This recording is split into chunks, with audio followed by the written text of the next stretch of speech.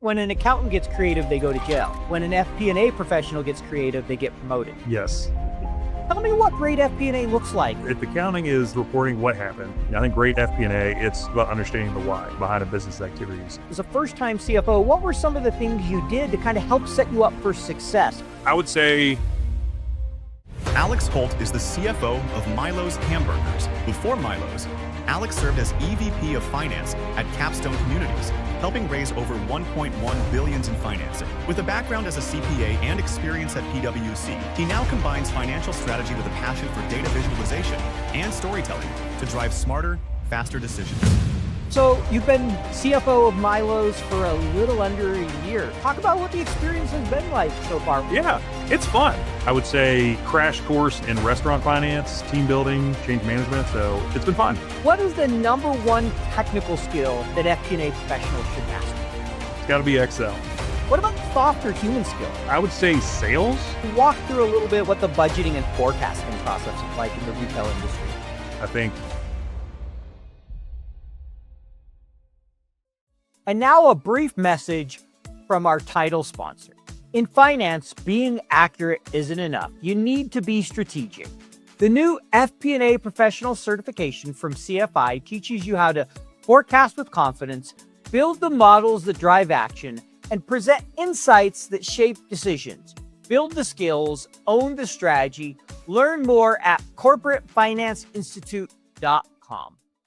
Hello, everyone. Welcome to FP&A Tomorrow, where we delve into the world of financial planning and analysis, examining its current state and future prospects. I'm your host, Paul Barnhurst, aka the FP&A guy, and I will be guiding you through the evolving landscape of FP&A.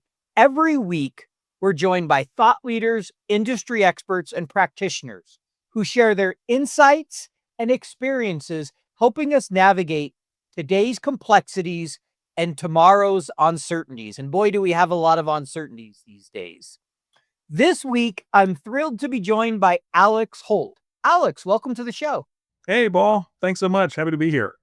Yeah, excited to have you. So let me give a little bit of your background and we'll jump into this. So Alex is the CFO of Milo's Hamburgers, a 23-unit fast food chain based in Alabama with nearly an 80-year history and a fiercely loyal following.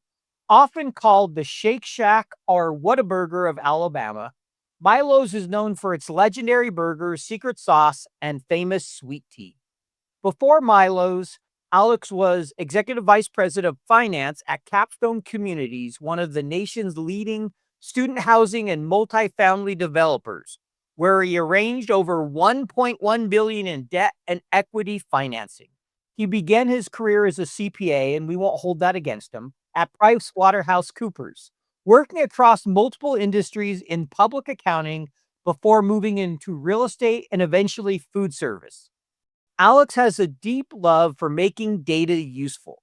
He's especially passionate about data visualization, financial storytelling, and presenting insights in a way that drives real change.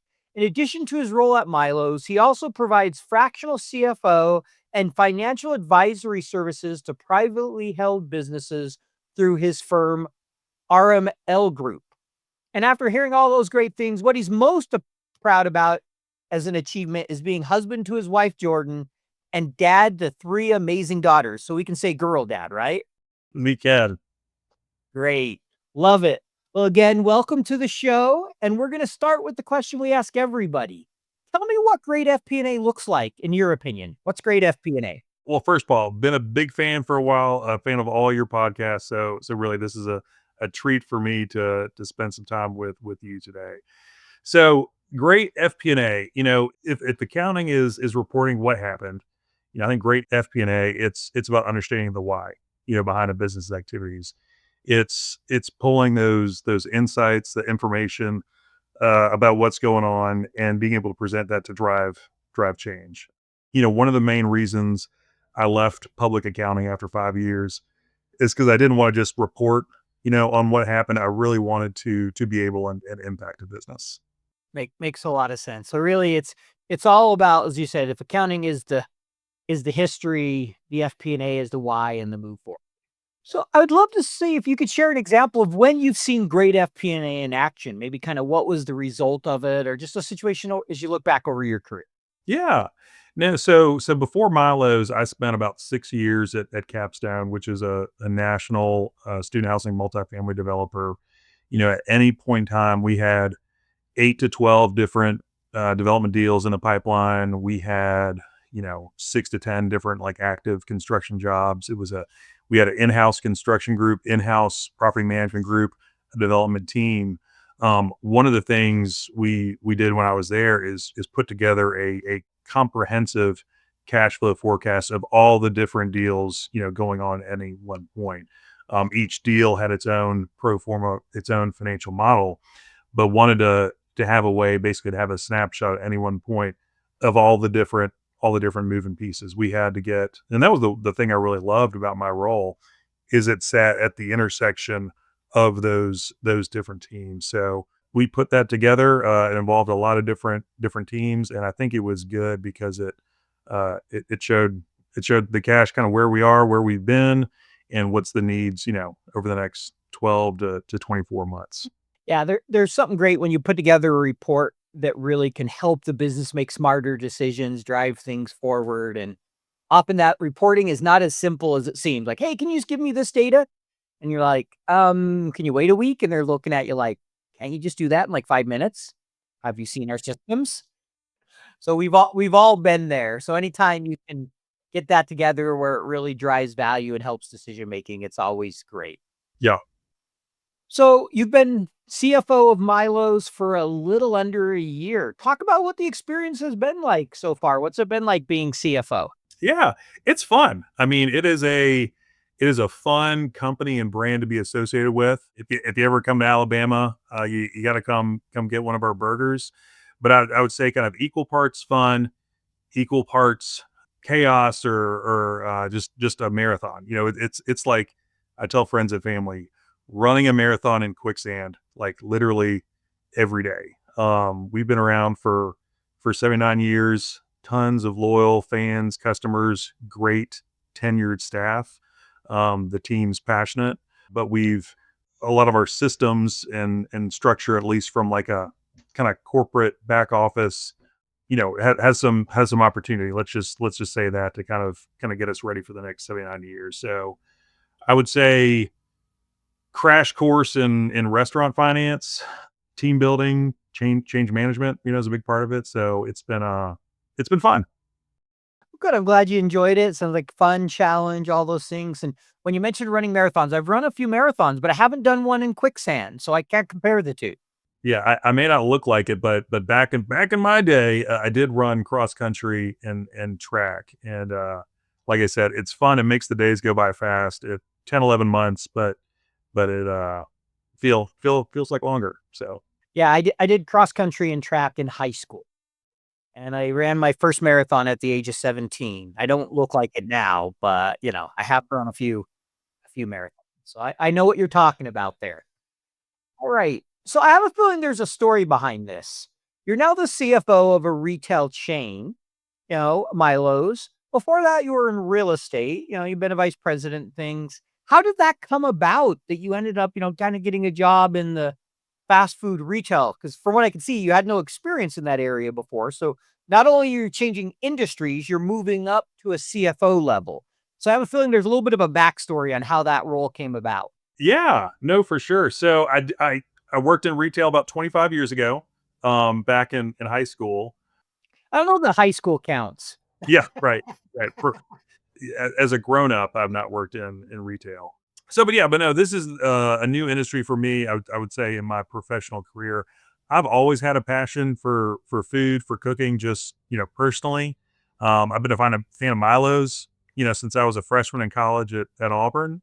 But a couple of years ago, while I was working in real estate, I actually started my own firm to kind of moonlight doing some fractional CFO, fractional kind of financial advisory work for actually a friend of mine who had an emerging franchise concept, and that got to see all aspects of the business and kind of opened my eyes to like, wow, there's more than just this little piece of finance. And so through a different personal connection, I heard about heard about Milo's, and I just thought, hey, here's a great new challenge to come really kind of see the whole finance function versus just kind of one little piece of finance or accounting. But yeah, so it's if you had asked me 2 years ago, if I had planned to be here, I would say, well, that sounds cool, but that's pretty wild. So just being open to new opportunities has been fun. Great. Yeah, no, I was curious because yeah, exactly. You look at your background, and that's not a next role I would have expected. When I look, you kind of go up to suddenly you wait, CFO, look through, and you're like, okay, that's a Yeah, little bit of a shift. But yeah, sometimes those are the best roles when you get yeah. to do something different, get out of your comfort zone, and learn. Yeah, I will say, I don't know how many of your audiences have done time in public accounting, but that is one of the great things about public accounting is you get used to shifting industries, engagement by engagement. So I think that probably also helped me prepare to kind of shift from, hey, I was doing 1 week maybe healthcare clients, 1 week banking clients, 1 week, manufacturing clients. So numbers are numbers, business is business. But yeah, the widgets we're cranking out of Milo's are different than what I was doing at Capstone. Sure. Yeah. I mean, at the end of the day, there's a lot of similarities, business, financials. As I always say, no matter what company you go to, it's a three statement. There's a balance sheet, there's a cash flow, there's a P&L, there's revenue, there's some kind of COGS, there's people, there's a bottom line. I mean, yeah, there can be a lot of differences, but when you boil it all down, there's a lot of similarities. And I have to laugh when you said you did time in public accounting because someone I recently interviewed, they said they did a stint in public accounting. I'm like, we're relating this to like going to prison or something. Hey, I did time at the point, or I Yeah. did time at, and so I always kind of laugh because I'm not an accountant, so I tease them. Is it really that bad? Yeah, no, mixed emotions. There's good parts, there's bad parts. So I think it's yeah, doing my time. I did my 5 years and I'm happy to be on the other side.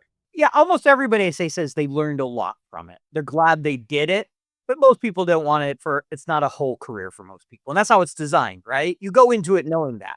Very few people go into it thinking I'm going to make a career out of working for the Big 4 or whoever it is in public accounting you're working for. But I'm curious, what was your first 90 days like? As a first time CFO, what were some of the things you did to kind of help set you up for success? Or how did you kind of go into that role? Because I'm sure we have people, listening that want to be a CFO one day and are kind of looking toward that. So I'd love to know a little bit about that first 90 days. Yeah, no, for sure. I mean, I would say I listened a ton.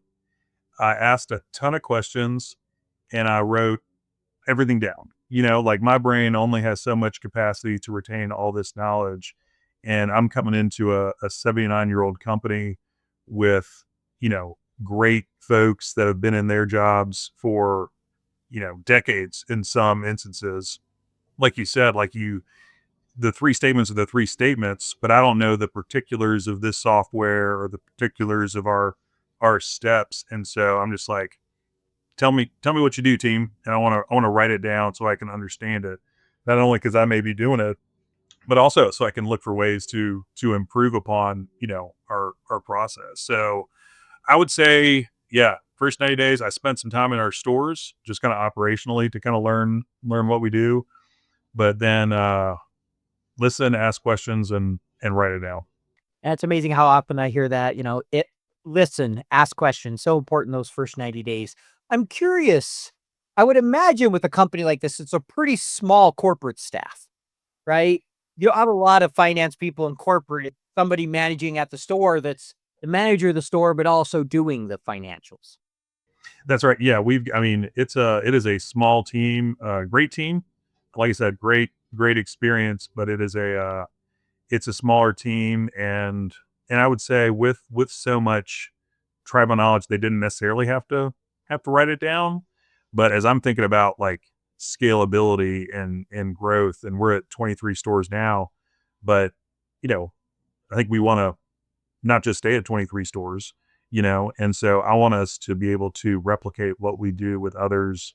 And with that, you gotta take stuff down. So, I mean, I'm using good old fashioned Word document. I'm taking screenshots of stuff, just asking a lot of questions. And then really this has been fun is taking all that and kind of bullet point or blurb uh, kind of format, put it in a chat GPT and say, hey, can you help me organize this better? which has been really fun too. So I'm curious, how often are you using AI in your work Oh, then? I would say if folks aren't paying for the $20 version of ChatGPT, they're missing out. I use it every day. I would say I'm using it mostly for kind of communication related stuff, helping me summarize information, helping me with email. I've put in kind of Excel I've asked it kind of how to do certain Excel formulas, which is fun. But yeah, I'm using Chat GPT every day. We just implemented a new ramp, kind of a spend card expense management Yeah, tool, I'm familiar with Ramp. I know which they're a is popular one that's really been growing. it's been great to use, and they have AI, kind of pre-code stuff. Yeah, so I'm kind of constantly thinking, how can we use automation to kind of cut down manual steps? Yeah, I know it's pretty amazing. I do have the $20 subscription to Chat GPT. My co-host of the other show I do called Future Finance, he has the $200 one, and I'm like, I can't quite bring myself yet to do that. But he's like, I get the value out of it quite easy. I mean, I have Claude, I have Copilot, so I'm spending a little over $60 a month. So I get it, probably about 70 on average a month on tools. So I guess I'm not getting too far away from that 200.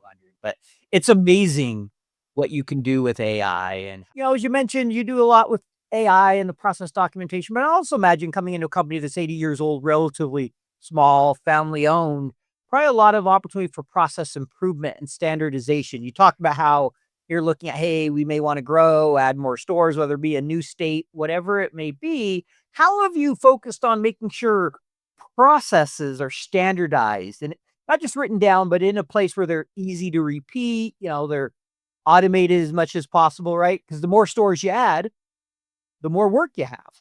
Yeah.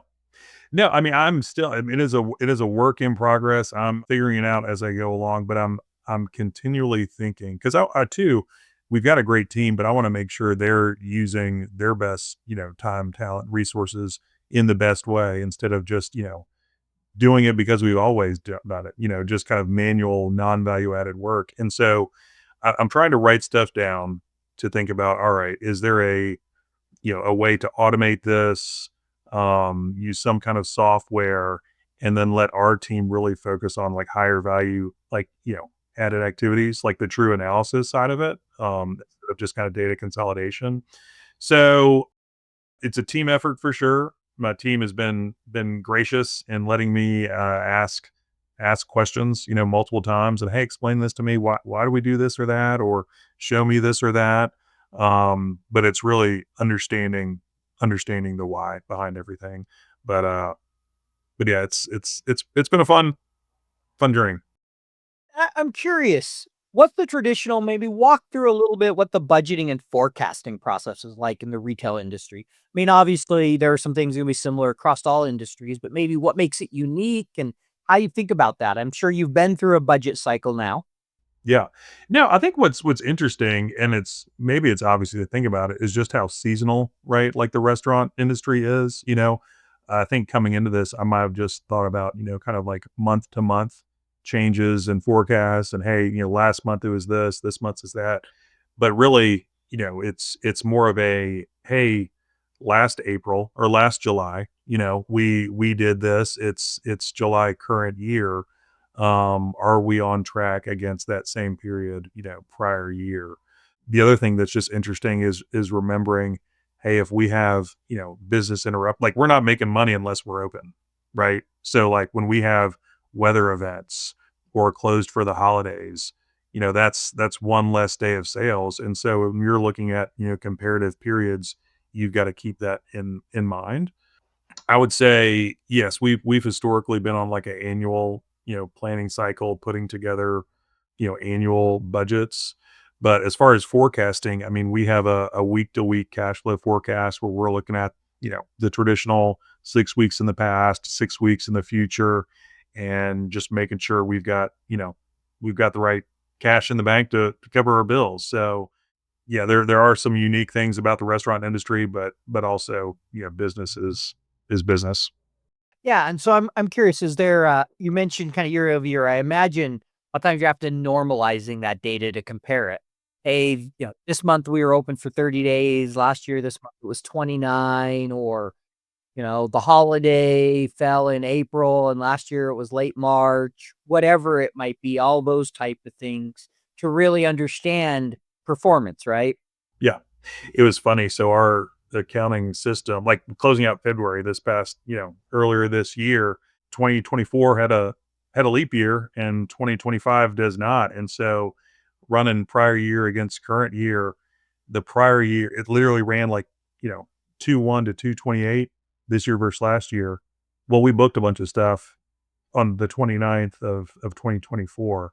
And so I was like, man, I don't think it should be this significantly different. And then, lo and behold, oh yeah, we need to normalize for that. So that's kind of, understanding the why and not just taking things on face value. It was a good reminder of that. So And then I would assume you do forecasting for every single store, roll that up and add kind of corporate to it. Is that how? that's right. Yeah, we have a individual P&L for each of our stores, as well as kind of like a corporate, P&L or column, in our accounting software. So yes, you're not just taking annual expense divided by 23. You're really looking at, how does this high performing store do against maybe one that doesn't have as much volume. Sure, I would imagine stores in a premier real estate location could do substantially more than other stores. They're going to have a lot more expense, but they also have more revenue and they hopefully have more profit. Maybe the margins are the same or less or whatever. I mean, sure that all varies depending on a number of things. Yeah, and some of our fixed expenses, we allocate that based on a store's performance. So it's, we don't want to necessarily burden 1/23 of, our corporate office rent expense to this store or that store just because it's one of 23. So yeah, just thinking qualitatively through that, how to account for things and measure the true financial performance is important. And now a brief message from our sponsor. You know the numbers. Now it's time to own the story.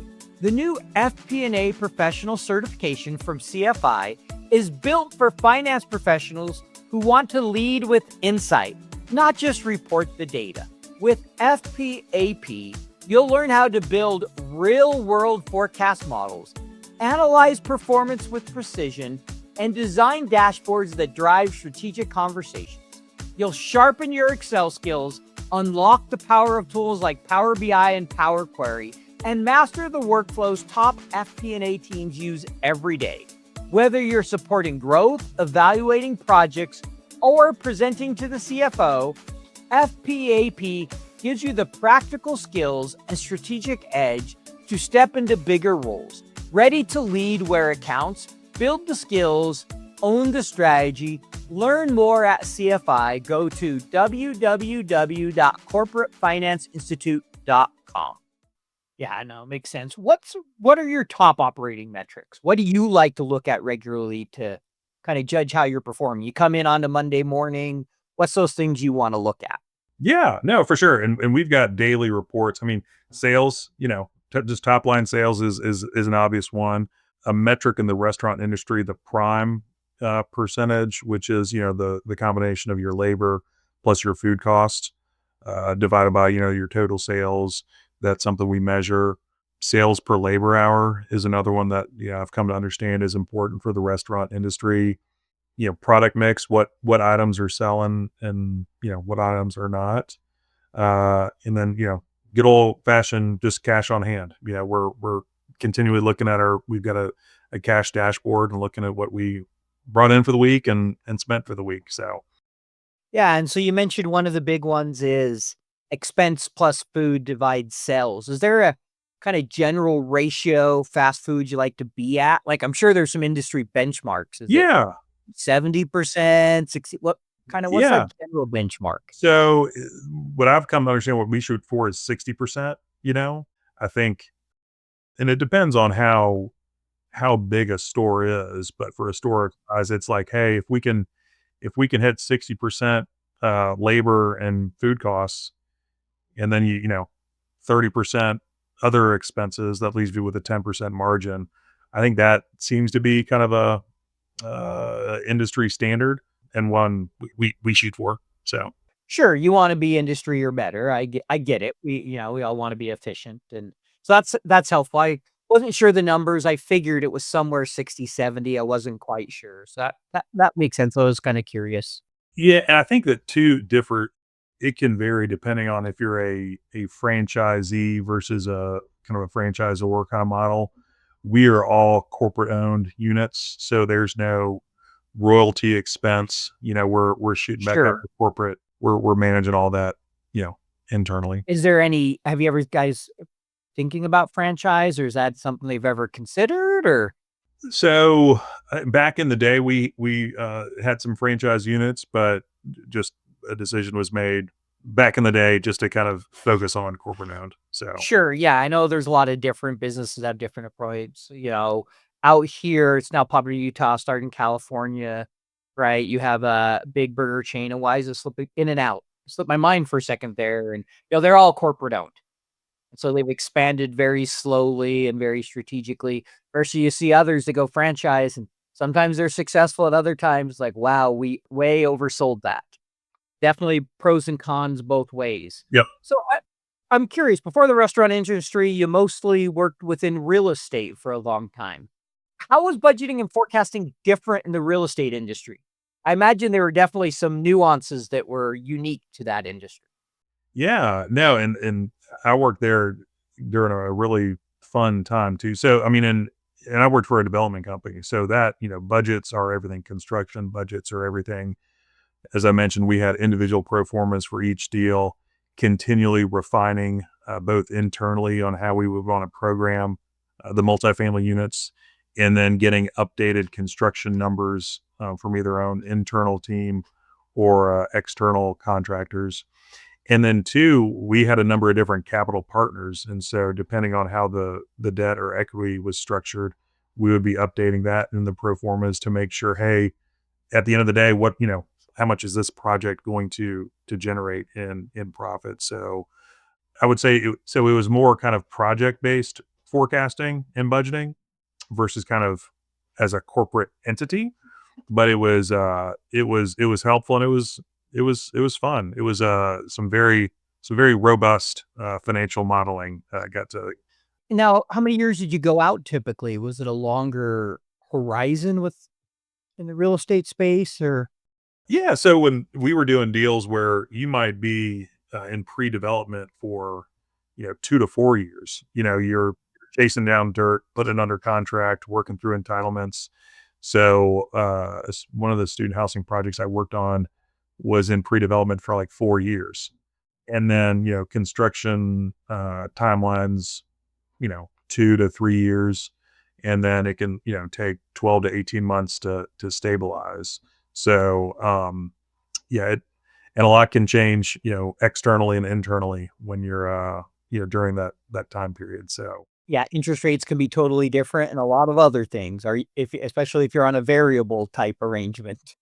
SOFR was, I think what now is like 4.3, but it was like zero, for a while there until middle of 22. So yeah, no, it was a lot of fun, and kept us on our toes. Yeah, no, we definitely had a period there where, money was free. That is basically now that's no longer the case, and it's funny how people's behavior is so different when money's not free.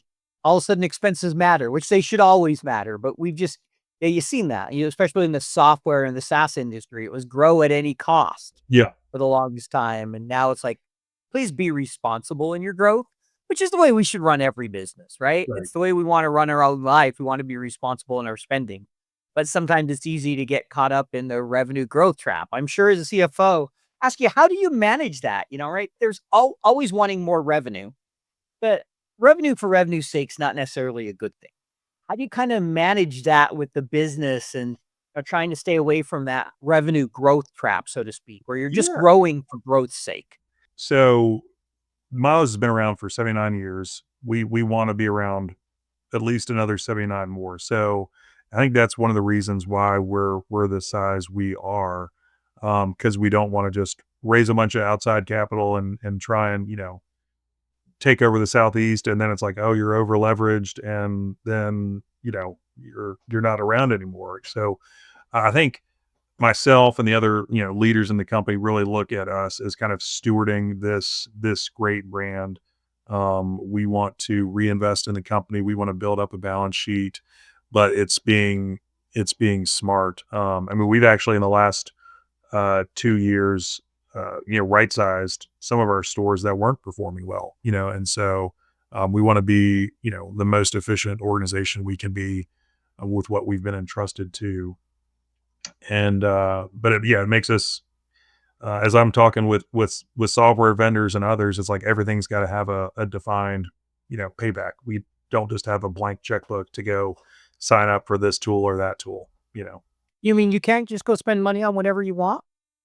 No, we do not have that policy here. So, but that's why we've been around for so long, Makes because you feel any better. I don't have that policy for my own business right, either. yeah, it's a great environment to be in, and like you said, it's just kind of smart business to remember that money isn't free. So, gonna ask kind of a question here for our audience. If someone's listening, they're in FP&A, and let's say they want to be a CFO one day. They're looking to try to find that role. Any advice you'd offer to kind of help prepare yourself for that type of position that you would recommend to say someone's maybe a VP or senior director or whatever of FP&A and trying to find that first CFO role? Any advice you'd offer them? I mean, it's probably cliche. I think just be curious, ask a lot of questions, try and get in different areas of a business. I'd like to think, I think accountants get a bad rap, right? And I, kind of purposefully pivoted from just doing traditional accounting to more, financial operational roles. I spent a couple years kind of as a consulting role within a real estate organization. So I think it's get a wide variety of experiences and be available and open to roles that you might not have planned for. Got it. Curiosity, being open to other roles, and you just, as far as you said, accountants get a bad rap. Not being an accountant, I like to make fun of them. If you haven't noticed, I have a little bit of fun. I have told you what the difference is between an accountant and an FP&A professional is, right? You ever heard that one? Oh, this is the one can get you in jail. Is it something or Yeah. When an accountant gets creative, they go to jail. right? When an FP&A professional gets creative, they get promoted. Yes. So that's kind of my joke. I get myself in trouble sometimes from accountants. I had one respond with, "Hey, we can be creative too." And I'm like, "Yes, you can. Just don't be too Just not with creative." the And numbers, right? yeah, exactly. It's like a friend of mine said to a good friend of mine was telling me his sister called his brother, who was an accountant, and said, "Hey, I want to avoid these taxes."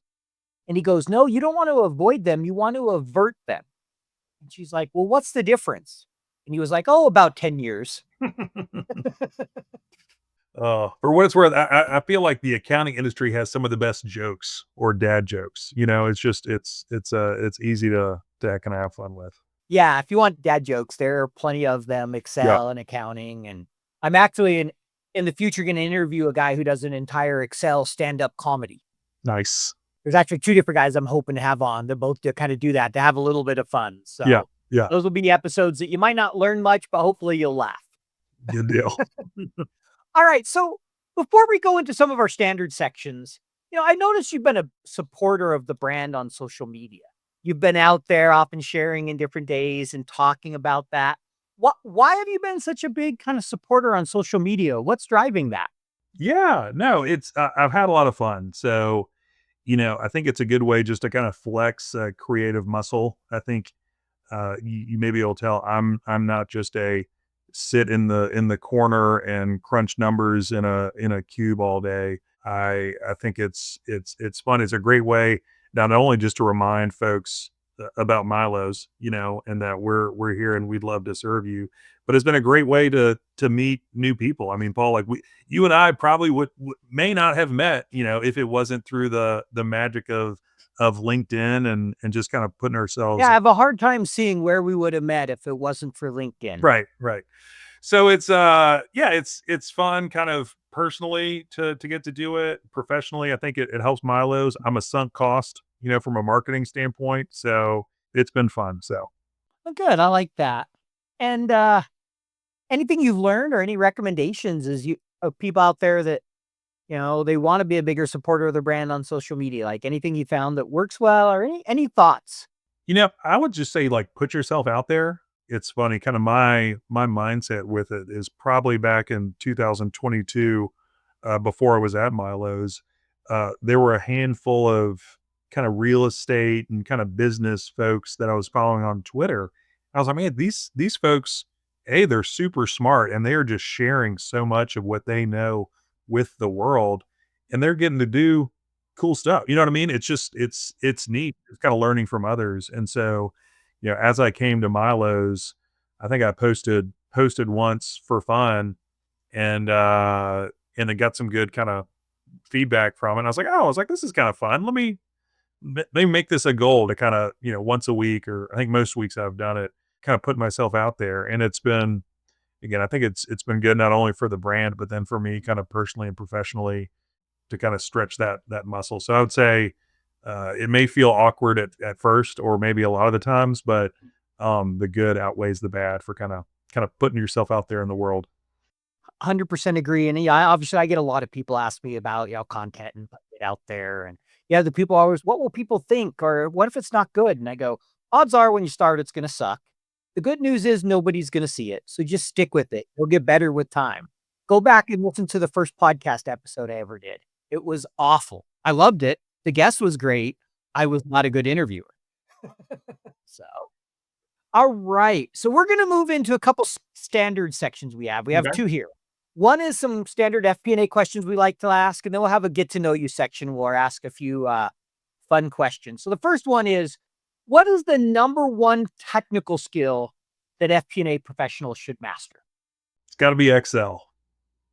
Earlier in my career, it was fun. I had the margin in my day to really, learn that tool, and it's fun and it's nerdy, but it's very, very helpful. And I think there's still so many people out there that you think probably know how to use it, but don't. And so I think they think it's magic. But I'd say Excel. It is funny how many people think when you see somebody that's a wizard in Excel and you're like, how did you do that? That's like magic. I know what you're talking about. Yeah. So it's definitely a very valuable skill. What about soft or human skill? Yeah, I would say sales, or just like consensus building, or I think I underestimated that earlier in my career. I thought, hey, if I'm just going to present data and facts, the other side would magically come to my same conclusion. It's like, oh no, there's definitely a human side beyond just the numbers. So I would say it's really kind of learning, yeah, sales or consensus building or persuasion, however you want to. Yeah, influencing, persuasions, consensus building, whatever you want to call it. And how do you do that? How do you learn that? Like, facts don't just speak for themselves, even though we often think they do, right? You're like, well, they'll just be the facts and they'll agree. And often they look at you and go, I still don't agree. So what have you found works to kind of help sell and help build that consensus beyond just the data? Yeah, I'm still learning every day. But I would say, pausing and try and put yourself in their shoes, not just go in thinking, hey, you've got the answer that's going to solve all the, whatever the issues are. Yeah, I would think it's just reps and practice, and probably face to face. I think that's another thing. I'm a big fan of face to face communication, in person communication, and I think that's when you can really, read body language, or hear the inflection of someone's voice. That's so important as you're trying to figure out kind of their point of view. Yeah, I think you made a couple great points there. Is one, being able to pick up on cues that they give you, that you can see from someone, really putting yourself in their shoes, that empathy, those type of things, not just going in and being like, well, it's a great idea, so they'll agree with it. Mhm. I did that early in my career as well, and that idea never got implemented. Shocker. Yeah, I would say, 2 or 3 roles ago, I was working inside a Fortune 500 company where our main client was a Fortune 500 bank, and with, great folks. And I just assumed, hey, these spreadsheets, this analysis is going to sell itself, and had a manager who showed me, it's like, oh no, you've got to you got to help the other side kind of get to your conclusion. It's going to take uh, some of that human element to kind of to get to the end. So I'm curious, what do you see kind of moving forward in FP&A as a profession as we move forward? What do you see as the biggest opportunity out there for us in FP&A? automation, right? I mean, that's probably like Excel, like probably one of your most favorite answers you get. But I mean, personally, I want to get away. We've got all these different systems and tools, and we right now we probably spend too much time manually inputting data, consolidating data, things like that. And I really I've got a hope and an aspiration to get more automated and put more thinking into stuff instead of just moving numbers from this box into that box or copying and pasting from this sheet to that sheet. Yeah, I mean, numbers show, and I'm not sure, I haven't seen them in the last year, but as much as a few years ago, 50% of our time is on non-value add activities, or even sometimes I've seen 70 with 50% be on data type activities, data cleaning and data prep. So there's a lot of opportunity to improve there for sure. All right, we move on to the get to know you section. Here's where we get to ask a few more kind of personal questions to get to know Alex a little better. What's your favorite hobby or passion? What do you like to do in your free time? Yeah, so I'm a big music fan, a big live music fan. I grew up, my dad was actually a concert promoter, so I got to see a lot of cool live music kind of from an early age. Favorite concert you got to see from an early age? Like, is there one that you We probably need to do a whole nother podcast episode. I figured you might say that. I would say I got to see Tom Petty back in the early 2000s. That was pretty cool. I had pretty good seats for that. And then one thing I didn't appreciate at the time, but the band Rush, you know who Rush is from Canada? I've been to Rush. My brother's favorite band was Rush. Big open for them. This would have been in the late 80s. I Well, went. just I was like 14. And so so it was before the Indoor Clean Air Act. yeah. Everybody was that thing was just a cloud of smoke. So I went literally Mr. Big open for him. I saw Mr. Big on that Roll the Bones tour. Yeah, I was so we were probably around the same time because yeah, that's who opened for him. Right on. Yeah, so big live music fan. Birmingham, we've got tons of great venues and shows. So yeah, I would say my guilty pleasure is going to see a live show versus I don't golf or hunt. So I like going to see shows. Nice. I like it. All right. So what's your favorite hamburger from Milo's and what makes a great hamburger?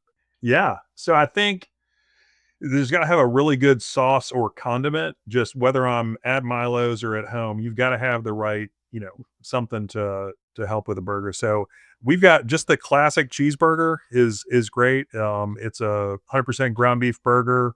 We put onions on it, a pickle. We've got a special sauce that we've got a rabid and loyal fan base. So I would say that. And then if you want to, we've got kind of a secret menu. You can ask for grilled onions. That's a little Yeah, the pro secret tip right menu. there. I know In-N-Out does that here, so I know Yeah. what you're talking about. All right, you're a big music fan, so you'll like this question. If you had a theme song playing every time you entered a room, what would that song be? Paul, this is a toughie, and I'm going to give a two-part answer. So my kind of hipster answer is going to be Japan Droids, a great duo out of Canada. The House That Heaven Built is just a banger. It is a really great song. Got to see them live a handful of times. But I would say then secondary would be AC/DC Thunderstruck. I mean, just another ripper. When I'm working out, that's definitely on the workout playlist. Something tells me we grew up around the same time. Yeah. All right. If aliens landed tomorrow, what's the first snack you're going to offer them? It's got to be Milo's seasoned French fries. How We've did I got know it would be a something from Milo? great crinkle cut fry. We've got a special kind of orange dust salt. So I'd say we're going to Milo's. All right. Well, when they do land and you take them there, let me know how it goes. We'll do another episode about that and music. All right. As we wrap up here, just another question or two. First one is, if you could offer advice to our audience to be a better business partner today, something they should start doing or maybe even stop doing, what advice would you give? Yeah, just put yourself in your business partner's shoes. I think as finance professionals, we can just kind of go to the analysis or the spreadsheet or the numbers and probably, think we know the answer why. But I think it's try and put yourself in their shoes, be curious, ask a lot of questions. Yeah, that would be my piece of advice. Got to put yourself in their shoes, ask questions, be curious. I've heard all those. Great Yeah. advice. Last thing, if someone wants to get in contact with you or learn more about you, what's the best way for them to do that? Yeah, check me out on LinkedIn, Alex Holt, and it's been fun kind of getting to know folks there. Great. Well, thank you for coming on the show today, Alex. It's been fun chatting with you, and make sure you play that theme song on the way downstairs today. You too. All right, thanks, Paul. It's been great. Thanks, Alex. Take care. Thanks for listening to FP&A Tomorrow. If you enjoyed the show, please leave us a 5-star rating and a review on your podcast platform of choice. This allows us to continue to bring you great guests from around the globe. As a reminder, you can earn CPE credit by going to earmarkcpe.com, downloading the app, taking a short quiz, and getting your CPE certificate.